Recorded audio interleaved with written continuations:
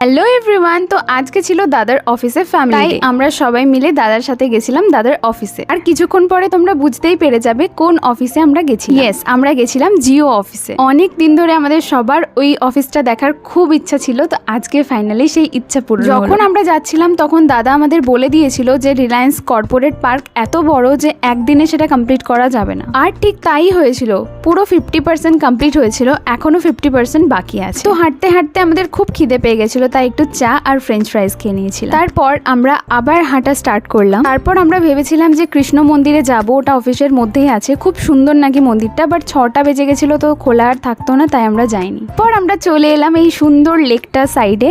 And দেখো এখানে পাহাড়ে জ্বলছে আগুন। আমি জানি না এটার কারণ কি বা কেই বা এইসব করেছে।